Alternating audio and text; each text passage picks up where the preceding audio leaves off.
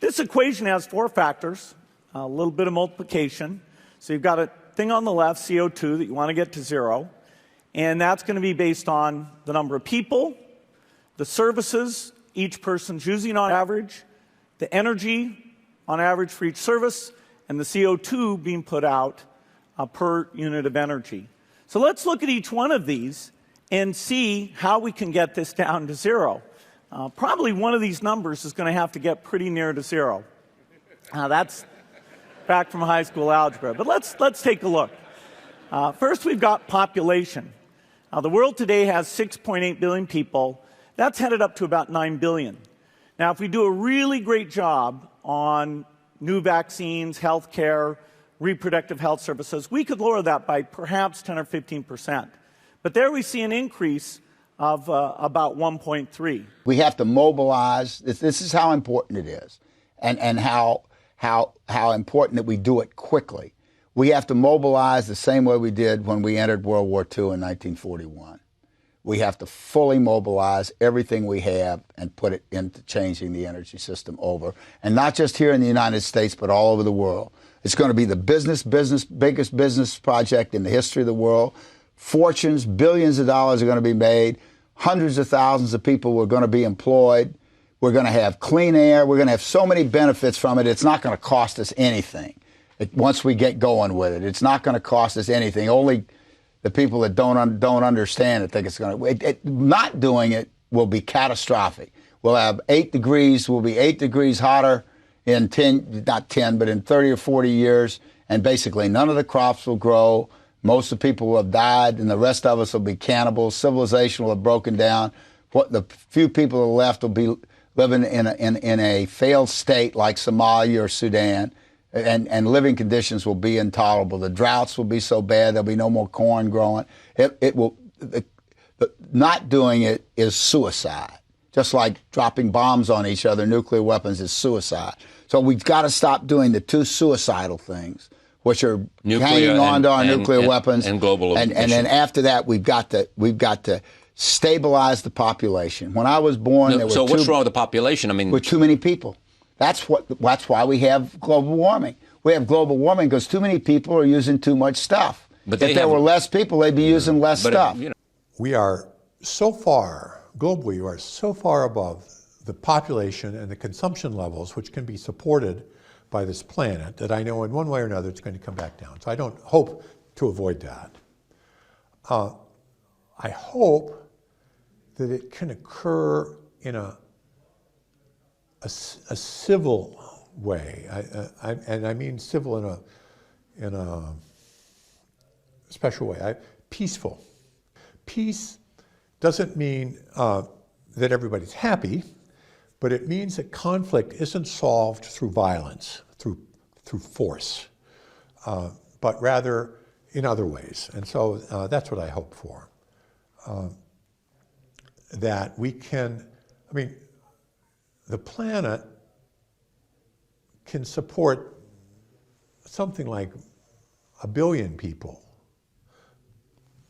maybe 2 billion, depending on how much liberty and how much material consumption you want to have. If you want more liberty and more consumption, you have to have fewer people. And conversely, you can have more people. I mean, we could even have 8 or 9 billion probably if we have a very strong dictatorship, which is smart. Unfortunately, you never have smart dictatorships. They're always stupid. So, but if you had a smart dictatorship and a low standard of living, you can have it. But we want to have freedom and we want to have a high sentence. So we're going to have 1 billion people. And we're now at 7, so we have to get back down. I hope that this can be slow, relatively slow, and that it can be done in a way which is relatively equal, so that people share the experience and you don't have a few rich, trying to force everybody else to deal with it. So those are my hopes. I mean, these are pretty pessimistic hopes, but that's what lies ahead. So in the session we just attended here at the Economic Forum, I think there was a sense of relief actually in your frankness. You brought up some issues that others are reluctant to bring up. Always. all the religious groups are against me because I'm talking about population. They want more souls, I want less on the planet.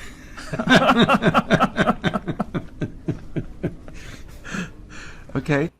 Because people have been beating the overpopulation drum since, well, it really kicked in the 1960s, you know, because there were dire predictions. By the year 2000, the Club of Rome came out and said, well, there'll be riots and mass starvation and mass movement of migrants and all the things you hear about climate change because there's too many people on the planet. And that just didn't happen at all. That was just, that it wasn't just wrong, it was anti-true. This idea that the planet has too many people on it, this is, there's no sentiment more implicitly genocidal than that statement.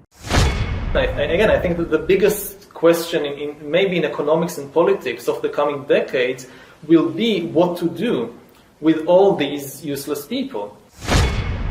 The problem is more boredom and what to do with them and how will they find some sense of meaning in life when they are basically meaningless, worthless. My best guess at present is a combination of drugs and computer games as a solution for more. It's already happening. Under different titles, different headings, you see more and more people spending more and more time or solving their inner problems with drugs and computer games, both legal drugs and illegal drugs. You look at Japan today, and Japan is maybe 20 years ahead of the world in everything, and you see all these new social phenomenon of people having relationships with virtual spouses. And you have people who never leave the house and just live through computers. I think once you're superfluous, you don't have power. Again, we are used to the age of the masses of the 19th and 20th century, where you saw all these successful massive uprisings, revolutions, revolts. So we are used to thinking about the masses as powerful. But this is basically a 19th century, a 20th century phenomenon. I don't think that the masses, even if they somehow organize themselves, stand much of a chance. We are not in Russia of 1917 or in 19th century Europe. What we are talking about now is like a second industrial revolution, but the product this time will not be textiles or machines or vehicles or even weapons. The product this time will be humans themselves. We are basically learning to produce bodies and minds. Bodies and minds are going to be, I think, the two main products of the next wave of all these changes. That is optional. Again, and if you think about it from the viewpoint of the poor, it looks terrible because throughout history, death was the great equalizer. The big consolation of the poor throughout history was that, okay, these rich people, they have it good, but they're going to die just like me. But think about a world, say, in 50 years, 100 years, where the poor people continue to die, but the rich people, in addition to all the other things they also get exemption from death. Once you really solve a problem like direct brain-computer interface, when brains and computers can interact directly, for example, to take just one example, that's it. That's the end of history. That's the end of biology as we know it. Nobody has a clue what will happen once you solve this. If life can basically break out of the organic realm into the vastness of the inorganic realm, and you cannot even begin to imagine what the consequences will be because our imagination at present is organic. So it's if there is a point of singularity, as it's often referred to, by definition, we have no way of even starting to imagine what's happening beyond that. Looking before the point of singularity, just as the trend is gathering pace, the new attitude, I think, is to treat old age and death as technical problems, no different in essence than any other disease. It's like cancer, it's like Alzheimer's, it's like tuberculosis. Maybe we still don't know all the mechanisms and all the remedies, but in principle, people always die for one reason and one reason only, and then these are technical reasons, not metaphysical reasons. People today actually manage to live, and many people, as isolated, alienated individuals. In the most advanced societies, many people live as alienated individuals with no community to speak about, with a very small family. It's no longer the big extended family. It's now a very small family, maybe just a spouse, maybe one or two children, and even they might live in a different city, in a different country, and you see them maybe once in every few months, and that's it. After millions of years of evolution, suddenly within 200 years, the family and the intimate community break, they collapse. Most of the roles fulfilled by the family and by the intimate community for thousands and tens of thousands of years are transferred very quickly to new networks provided by the state and the market. You don't need children, you can have a pension fund. You don't need somebody to take care of you. You don't need neighbors and sisters or brothers to take care of you when you're sick. The state takes care of you. The state provides you with police, with education, with health, with everything. In terms of ideas, in terms of religions, the most interesting place today in the world, in religious terms, is Silicon Valley. It's not the Middle East. This is where the new religions are being created now by people like Ray Kurzweil, and these are the religions that will take over the world.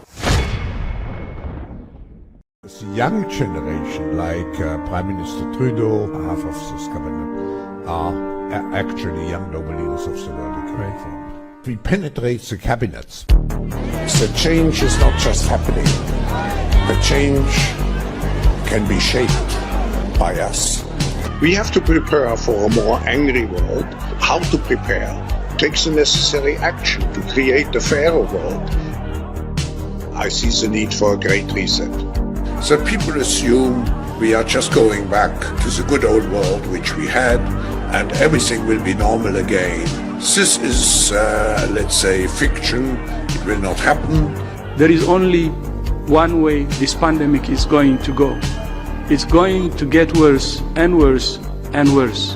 The next crisis is already waiting for us around the corner, and it is the climate crisis. For 4 billion years, nothing fundamental changed in the basic rules of the game of life. All of life, for 4 billion years, dinosaurs, amoebas, tomatoes, humans, all of life was subject to the laws of natural selection and to the laws of organic biochemistry. But this is now about to change. Science is replacing evolution by natural selection with evolution by intelligent design. Not the intelligent design of some god above the clouds, but our intelligent design and the intelligent design of our clouds. The IBM cloud, the Microsoft cloud, these are the new driving forces of evolution. And at the same time, science may enable life, after being confined for 4 billion years to the limited realm of organic compounds, science may enable life to break out into the inorganic realm. So after 4 billion years of organic life shaped by natural selection, we are entering the era of inorganic life shaped by intelligent design. The really big revolution, which is coming very quickly, will be when the AI revolution and machine learning and all that, the infotech revolution, meets and merges with the biotech revolution and goes under the skin. Gaining control of the world outside us did not really make us satisfied. Let's now try to gain control of the world inside us. This is the big, really big project of science and technology and industry in the 21st century will be to try and gain control of the world inside us, to learn how to engineer and produce bodies and brains and minds. These are likely to be the main products of the 21st century economy. The difference of this fourth industrial revolution is it doesn't change what you are doing.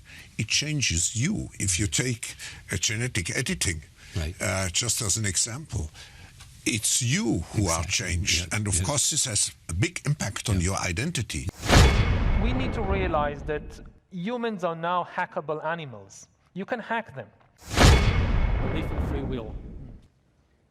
I don't think that, the question of, is very interesting or very central. It has been central in Western civilization because of some kind of basically theological mistake made thousands of years ago.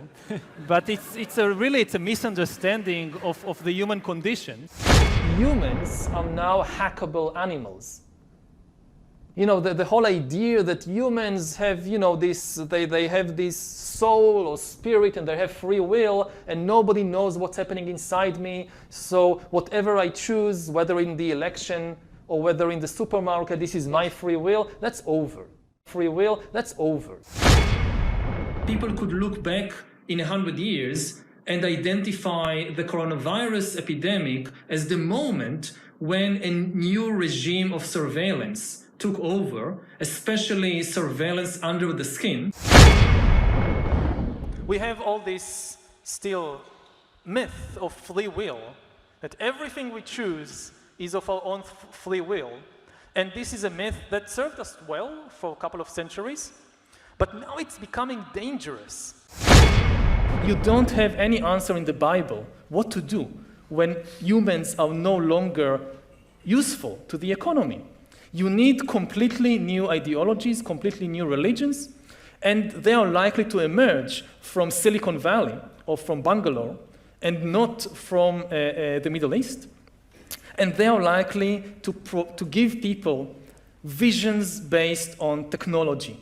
Everything that the old religions promised, happiness and justice and even eternal life, but here on earth with the help of technology and not after death with the help of some supernatural being.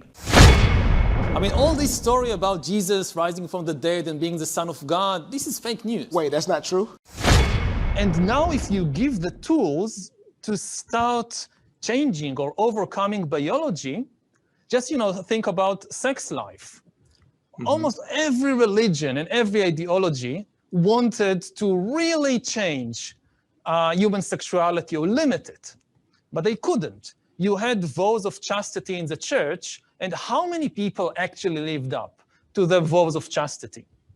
Now think, if you can really start messing with human biology, what will be the result of these sexual fantasies of different religions and ideologies? Now's a time when things are shifting. There's going to be a new world order out there, and we've got to lead it. I have sworn upon the altar of God eternal hostility against every form of tyranny over the mind of man. Thomas Jefferson.